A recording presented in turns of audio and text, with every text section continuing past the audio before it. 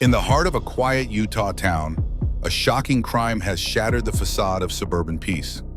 Jennifer Gledhill, a seemingly ordinary mother, stands accused of the unthinkable, murdering her estranged husband, Matthew Johnson, in cold blood. What initially seemed like a tragic end to a troubled marriage soon unraveled into a far darker tale, implicating not just Jennifer, but her own parents, who now sit behind bars. Authorities believe that Jennifer's parents, trusted figures within their community, played a chilling role in the aftermath, allegedly aiding their daughter in covering up the crime. As investigators dig deeper, the picture that emerges is one of betrayal, conspiracy, and a family bound together not by love, but by secrets and lies. With Jennifer facing murder charges and her parents held for obstruction of justice, this case has taken on the grim weight of a tragedy, a drama that has left the town reeling and the nation captivated, waiting for answers that seem buried in layers of deceit.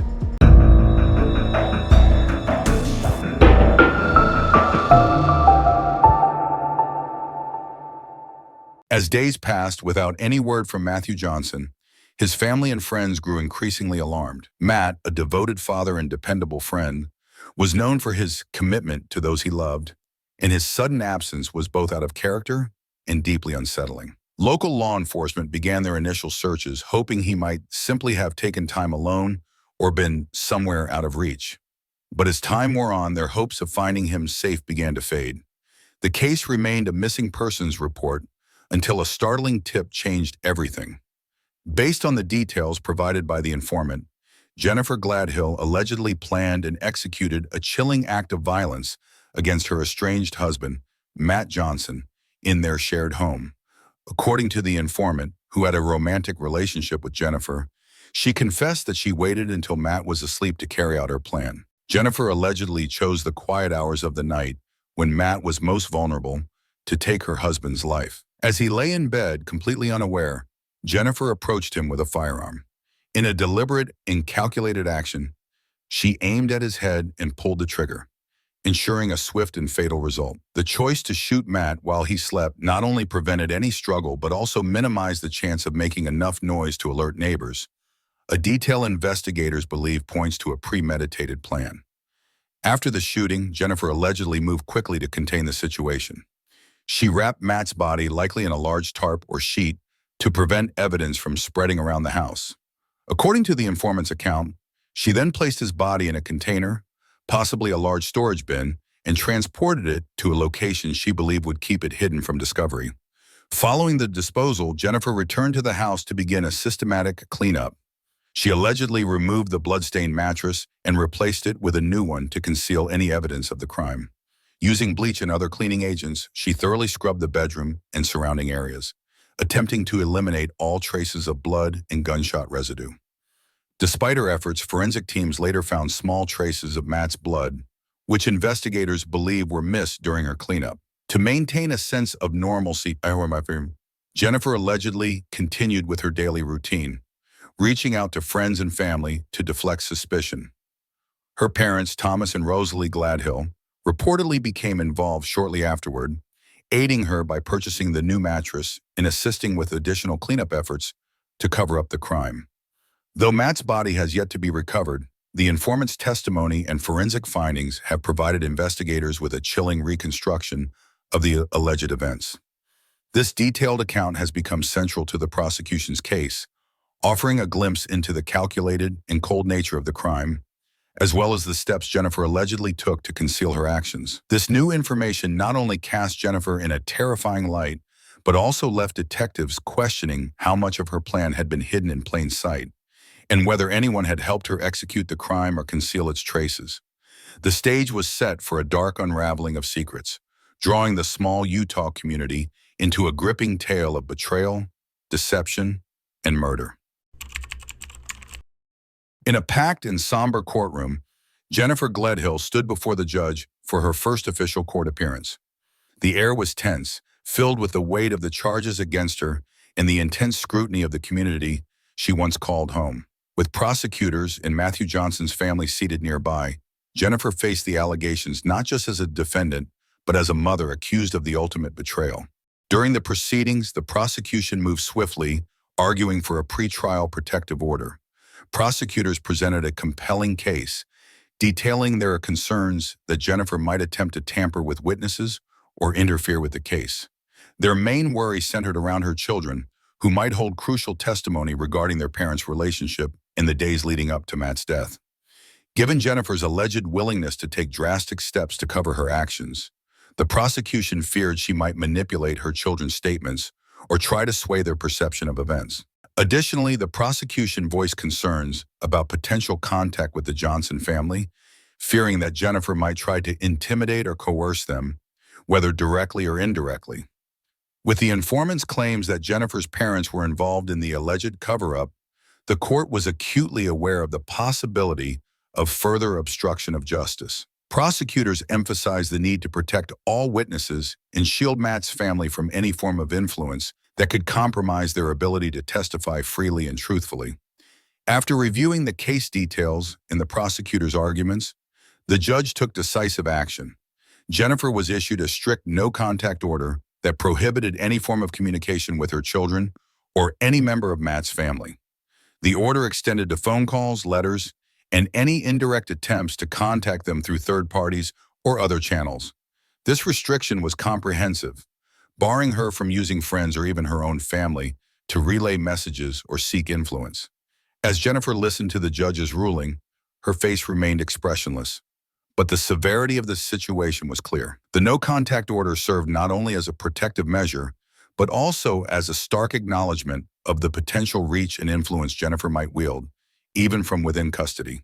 For Matt's family, the order provided some relief, knowing that the legal system was taking steps to prevent any further manipulation or intimidation in their search for justice. As Jennifer was led out of the courtroom, the sense of tension lingered. The court's decision reflected the deep distrust surrounding her intentions and the desire to ensure an unbiased investigation. The no-contact order not only restricted her but also underscored the high-stakes nature of the trial to come, drawing a line that Jennifer could no longer cross. For the Johnson family and their children, it offered a semblance of protection, a shield against further trauma, and a signal that the legal system was fully committed to upholding justice in the midst of tragedy. In a powerful moment of the trial, the informant took the stand, delivering a chilling account of what he claimed to be Jennifer Gledhill's confession. According to the informant, Jennifer recounted the events leading to Matt's death in shocking detail. She allegedly described a heated argument with her estranged husband that escalated quickly, culminating in a violent confrontation. The informant claimed that Jennifer admitted to killing Matt during the argument, seizing the opportunity to end their ongoing conflict once and for all. The details of the alleged murder were grim. The informant testified that Jennifer confided in him about the steps she took afterward, working methodically to conceal the crime. According to his account, she moved Matt's body into a container, meticulously cleaning the scene to remove any trace evidence that might tie her to the act. The informant's testimony painted a portrait of calculated resolve, suggesting that Jennifer had planned not just to kill, but to evade justice. As the court absorbed the informant's statements, Salt Lake County District Attorney Sim Gill addressed the corroborating evidence that supported the testimony. According to D.A. Gill, the case against Jennifer was backed by multiple sources of evidence, each piece intertwining to build a cohesive and damning narrative. Physical evidence collected from the scene matched the informant's account, including traces of blood that forensics confirmed belonged to Matt. The DA emphasized the significance of these forensic findings, describing them as crucial to establishing a timeline that aligned with the informant's story. Beyond physical evidence, statements from other witnesses further bolstered the informant's credibility. Neighbors recalled hearing raised voices and signs of a struggle on the night of Matt's disappearance, consistent with the alleged argument described in court. Forensic teams also uncovered cleaning agents and unusual disturbances in the area where Matt's body was said to have been hidden, underscoring the extent of Jennifer's attempts to erase her tracks. District Attorney Gill highlighted how the convergence of physical evidence, witness statements, and the informant's testimony left little room for doubt. The informant's account had not only drawn back the curtain on a brutal crime, but had provided critical details that investigators were able to verify through hard evidence. This multifaceted approach to the investigation reinforced the prosecution's case, presenting a detailed and haunting story of betrayal and murder. As the informant stepped down, The courtroom was left with the chilling knowledge that every piece of evidence, every forensic discovery, aligned with the informant's grim account. It was a testimony that transformed the trial, illuminating the darkest depths of the case and leaving the community shaken by the profound betrayal that had shattered a family and horrified a town. As investigators delved deeper into the crime scene, an array of unsettling evidence surfaced, casting a spotlight on Jennifer Gledhill's alleged efforts to cover up her estranged husband's murder. Forensic teams meticulously combed through the couple's home, uncovering clear signs of a hastily executed attempt to erase any trace of violence. Among the discoveries was a newly purchased mattress, pristine and out of place, raising questions about what might have happened to the original bedding. The presence of bleach in heavily scrubbed areas around the bedroom and hallways signaled a thorough yet ultimately flawed attempt to sanitize the scene. Human blood, despite the extensive cleaning efforts, was still detectable in several locations, including beneath floorboards and on walls that had been wiped down.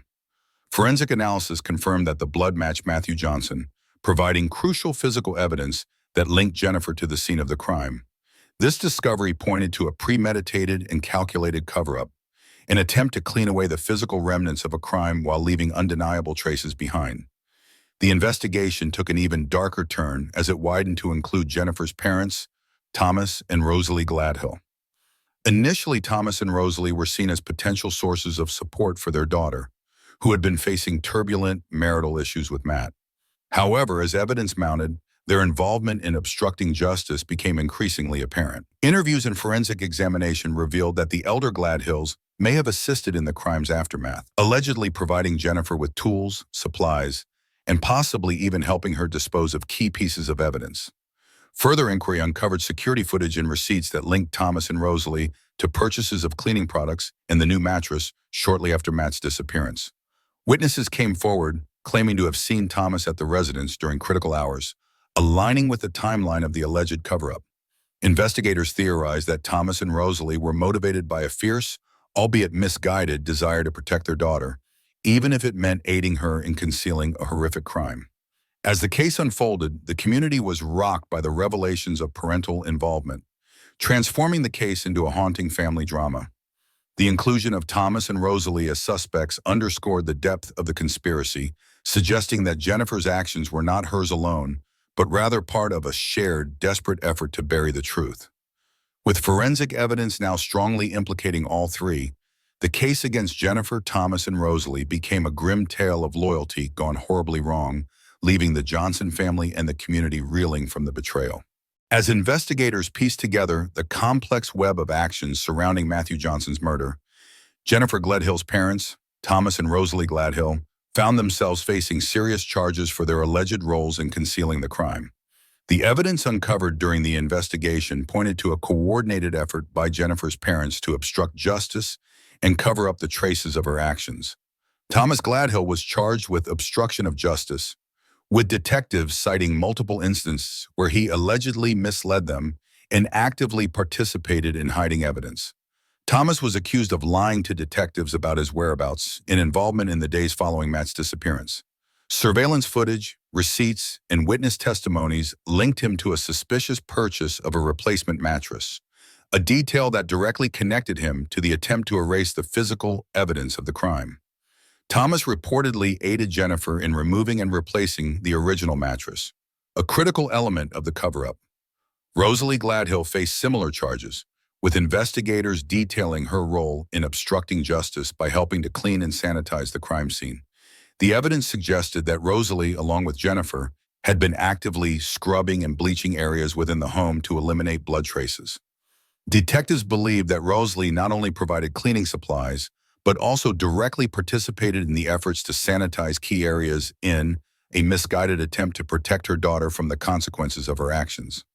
The case against the Gladhills was further bolstered by witness testimonies from neighbors, who reported seeing Thomas at the residence for extended periods, engaged in vigorous cleaning activities shortly after Matt was reported missing. These accounts directly contradicted Thomas's statements to the police, where he claimed he had not been present during those critical days. The neighbors' observations strengthened the case, painting a picture of a father committed to a deliberate cover-up, standing by Jennifer despite the consequences. With both Thomas and Rosalie facing charges, the investigation exposed the extent of the family's involvement in obstructing justice. Their actions not only implicated them in Jennifer's crime, but also deepened the tragedy, revealing a family willing to go to extreme lengths to shield one of their own. For the community, the charges against the Gladhills represented a tragic twist, transforming a single act of violence into a disturbing family conspiracy. As the trial loomed, the charges against Thomas and Rosalie Gladhill underscored the consequences of misplaced loyalty, adding another layer to an already devastating case. Despite extensive efforts, the search for Matthew Johnson's body has thus far yielded no results. Law enforcement teams have scoured possible sites, utilizing specialized search units, cadaver dogs, and aerial surveillance to comb through areas where investigators suspect his remains might be hidden. The discovery of a possible crime scene within the couple's home provided some leads, but the exact location of Matt's body remains a mystery, leaving investigators and Matt's loved ones in painful limbo. The absence of Matt's body has added complexity to the case, challenging the prosecution and frustrating the search for closure. Detectives continue to follow any viable leads, considering the possibility that Jennifer and her parents took further steps to conceal Matt's remains. Without a body, investigators are working with limited forensic evidence, relying heavily on witness statements, the informant's testimony, and traces left at the crime scene to build their case against Jennifer and her parents. Amid this harrowing investigation, another heart-wrenching development has emerged: the custody of Jennifer and Matt's children. Given the severity of the crime and the involvement of Jennifer's parents, child welfare agencies intervened, taking temporary custody of the children. The state acted swiftly to ensure the children's safety, placing them in a secure environment where they could be shielded from the ongoing legal turmoil surrounding their family. For these young children, the sudden upheaval marked a devastating shift as they now face a life drastically altered by the tragic events unfolding around them. The community, shaken by the case and mindful of the children's welfare, has rallied to provide support, hoping to offer some stability to these young lives. Authorities and social workers are working to ensure that the children have access to the emotional and psychological support they need to process the trauma of losing both parents, one to violence and the other to the justice system. The investigation into Matthew Johnson's murder remains active, with law enforcement and the community holding out hope that new information will emerge to finally bring him home. For Matt's family and the town, closure feels incomplete without the recovery of his body, an absence that continues to haunt every development in this tragic case. As the complex and deeply troubling case against Jennifer Gledhill progresses, legal experts have weighed in on the significant challenges facing both the prosecution and the defense. Defense attorney Sky Lazaro provided a detailed perspective on the hurdles that such a case presents, particularly in light of the absence of Matthew Johnson's body. Lazaro, an experienced criminal defense attorney, highlighted that prosecuting a murder without a body is notoriously difficult, as it leaves the case vulnerable to reasonable doubt, a cornerstone of any defense strategy in a capital case. The lack of a physical body means there's no direct evidence to confirm Matt's death, Lazaro explained, noting that the prosecution must rely heavily on circumstantial evidence to prove both the occurrence of a crime and Jennifer's involvement. Circumstantial cases can be persuasive, but without concrete forensic evidence like a body, the prosecution's case could be perceived as incomplete, creating an opening for the defense to argue that Matt's disappearance does not conclusively prove murder. The prosecution does, however, have one powerful piece of evidence on its side: Jennifer's alleged confession. According to the informant, Jennifer confessed not only to killing Matt, but also to concealing his body in an attempt to avoid detection. This confession could serve as compelling evidence of guilt, particularly when combined with other incriminating details, such as forensic findings from the couple's home, witness testimonies, and actions taken to cover up the crime. Lazaro acknowledged that the confession carries weight, especially since the details provided by the informant align with physical evidence found at the scene, including traces of Matt's blood and signs of a cover-up. However, Lazaro also pointed out the potential for the defense to challenge the confession's credibility, especially as it was relayed by a third party, with whom Jennifer had a personal relationship. The defense could argue that the informant's testimony is unreliable or biased, especially if there are underlying motivations or personal grievances involved. Without a body, the defense might assert that the confession alone does not prove Jennifer's guilt beyond a reasonable doubt, as it could be a fabrication or exaggeration.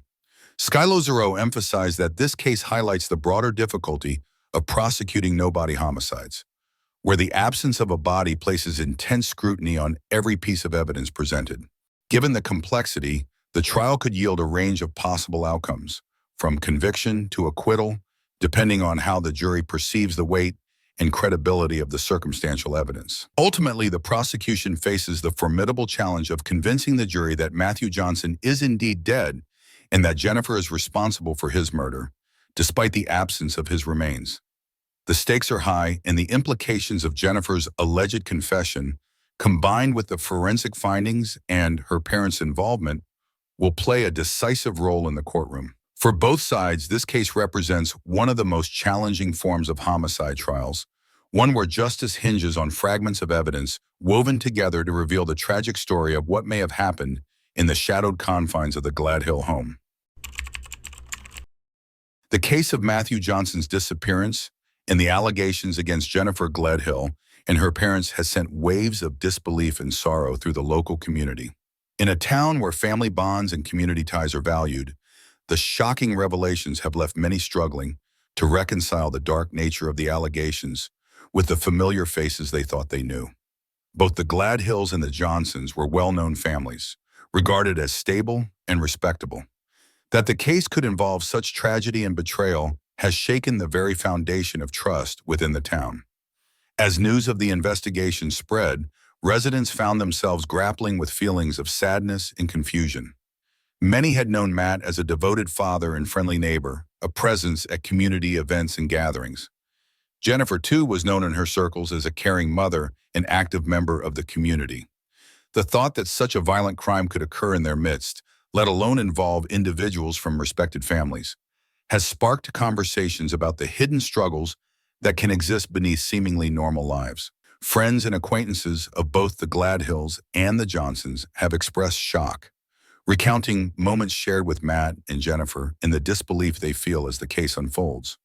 Some remember sharing barbecues, school events, and neighborhood celebrations with them, never imagining that such dark secrets might have been lurking beneath the surface. As the investigation into Matthew Johnson's disappearance and the troubling allegations against Jennifer Gledhill and her parents moves forward, law enforcement remains steadfast in their pursuit of answers. Each development in the case has painted an increasingly grim picture, yet significant questions linger. Where is Matt, and what truly happened in the days leading up to his disappearance? Authorities continue to search for Matt's body and gather further evidence, determined to bring clarity to the circumstances that led to this tragic series of events.